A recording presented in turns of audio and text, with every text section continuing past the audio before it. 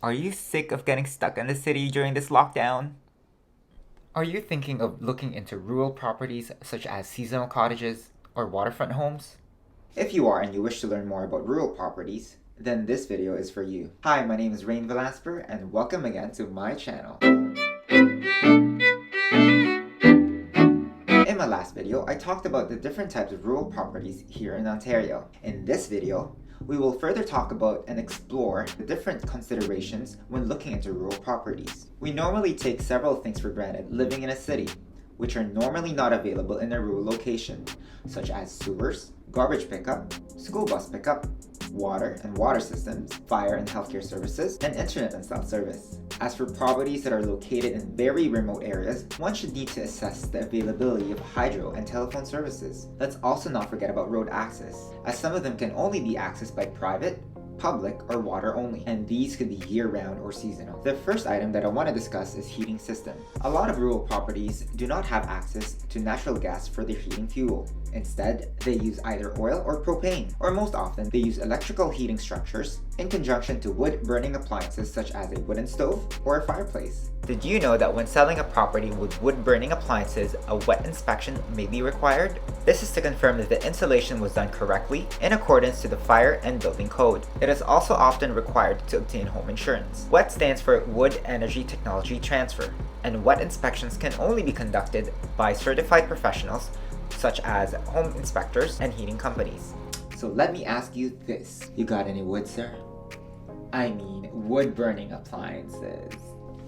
Another consideration regarding your heat sources are your oil tanks. Oil tanks must be registered with TSSA, which stands for Technical Standards and Safety Authority, or fuel will not be delivered to your tank.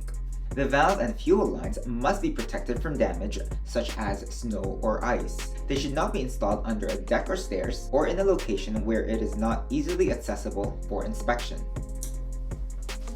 Electrical services in rural areas will be limited depending on the location of the property from the primary electrical lines. The utility company also typically provides secondary lines, or what you call as free wire, up to 30 meters from the last primary line. Any costs incurred in relation to these installations will be the property owner's obligation. Item number 3 is our water and water systems.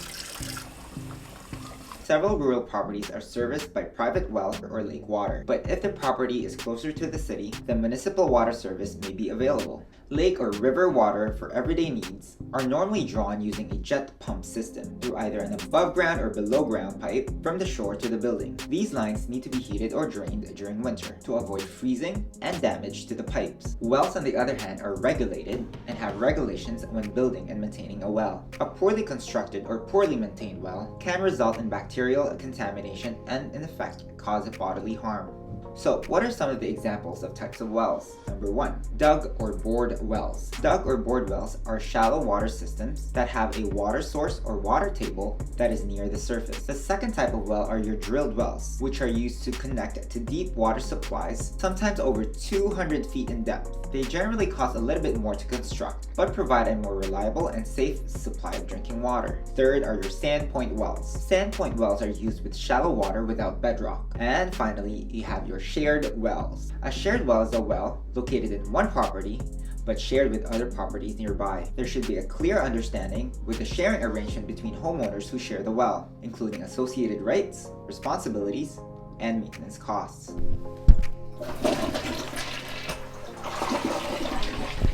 Item number 4 is our septic system.